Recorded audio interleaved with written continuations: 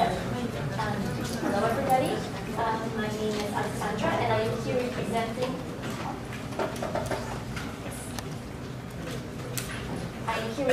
the European Association for the Education of Adults. We are based in Belgium. I am originally from Poland and I will talk about why there. I will focus on the European context because we are a European association. We have 142 members in 44 countries. So we think it's appropriate to give more of an EU perspective or European perspective because we also reach beyond the EU. A few catchy numbers to give you a bit of perspective of where we are. Of course, it is difficult to generalize about Europe as a continent, but still, here's a piece of news. We are all getting older. Not just in this room, but as Europe as well. So as you can see on the slides, actually the proportion of people who are under the age of 14 is now lower than the proportion of the people who are over the age of 65. So I think we can all see what it means also for adult education. And the unemployment rates in Europe still remain high, in some countries reaching even 23%. And Eurostat also estimates that 23%, over 23% of the EU population are at risk of poverty and social exclusion. And I think I don't even have to mention this to you. These are the people that are also the least likely to participate in adult education. And then another number that I think you might have already heard on a number of occasions in the past year is the fact that around 70 million adults in the EU have an educational attainment that's below the upper secondary level. And that's something that we're also going to mention later. That's around a quarter of the adult population in the EU. So after that positive note, let's look at the policies of the EU. I know that Michael has already given an overview of that before, but just to follow up on what he said, we have noticed that it was at the end of the 90s and at the beginning of the 2000s that adult education, or more largely speaking, lifelong learning, gained momentum in the EU. And you can see that with the Memorandum on Lifelong Learning, which was published for consultation first by the European Commission in the year 2000.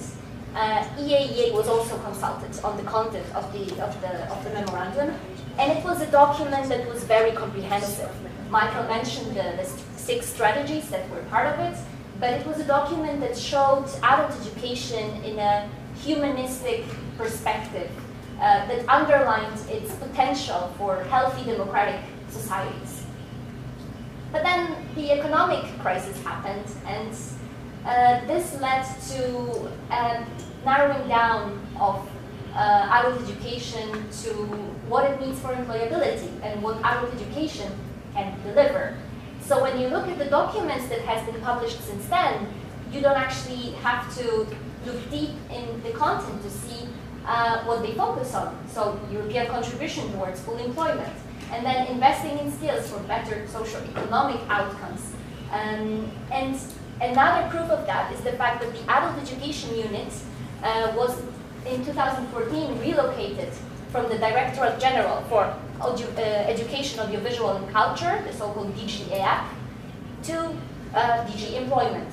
And this is where we are now.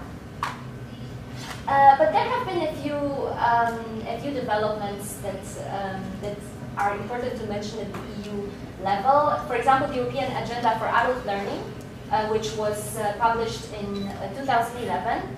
It's a document that is supposed to guide EU member states and beyond. It is actually now implemented in 32 European countries.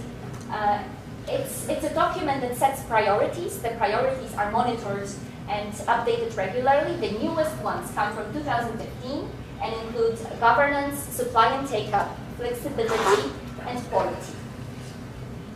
And then there is the New Skills Agenda for Europe, which is a very recent initiative. It was only approved by the Council of the European Union in December 2016. And that's why it's also not mentioned in our first output that we produced introduced in DIMA. It was not ready yet. The upskilling pathways is part of the new skills agenda. It's one of the 10 complementary actions of the agenda, including, for example, the review of key competences framework and European qualifications framework. So what is upskilling pathways? It's an initiative of the European Commission that invites member states to come up with action plans, hopefully still in 2017, to give adults opportunities for upskilling. So the ideal route of how it should be done is to go through the 3 steps that you see in the picture. So you start with assessing skills. Then adults should have access to a tailored learning offer. And then their competences, their skills should be validated and recognized. And if you're interested in this initiative, you can also have a look at the brochures that we have left in front of the room. So within that perspective, what are the key challenges that we still face? So that 15%, that's yet another number that you have heard a few times, and you are probably still going to hear it at least until the year 2020, because this is the benchmark that has been set by the European Union for participation in adult learning. And unfortunately, it looks like we are still far off. The current rate, as you see, it comes from the Education and Training Monitor 2016, it stands at 10.7%. You have also mentioned that for Cyprus it is 7%. There are, however, countries that had already surpassed the benchmark. And that's another challenge that we have to face. It's the fact that participation in adult education, in adult learning in Europe, is very fragmented. So you might have countries like Sweden that reach 29%. And then you might have countries like Romania when it's around 2%. So when you look at the map, there are still huge disparities. And at the same time, you can see that there are only a few countries that have comprehensive and trans-sectoral adult education strategies. So the idea that adult education should not be limited to the Ministry of Education, but engage other ministries and different levels of government, also horizontally, I think it's something that has been mentioned both in the EU initiatives and in the global initiatives. And unfortunately, it's still something that we haven't seen enough, but I think that my colleagues might have some more hopeful examples from their countries, and I'm looking here now.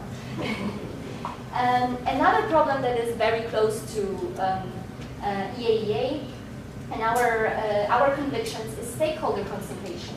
So when you look at the results and the state of the art, that's the needs assessment that we did at the beginning of the project, you see that stakeholder consultations in the EU are usually quite limited, and they are held at the needs stage.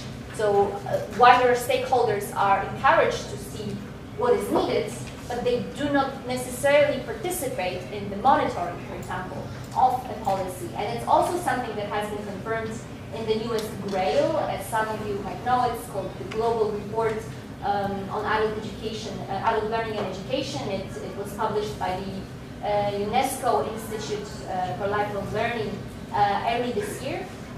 And there you can also see a similar conclusion.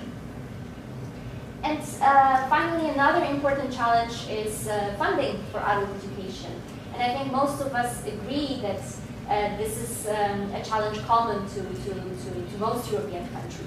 So first of all, adult education spending is difficult to quantify, as adult education programs are frequently funded from different sources. And then again, when you look at the GRAIL results, you see that there are several countries where the ministry cannot say, but the Ministry of Education cannot say how much has been spent on adult education. There is just no number. They cannot come up with the exact number. And that's something that I think is quite scary.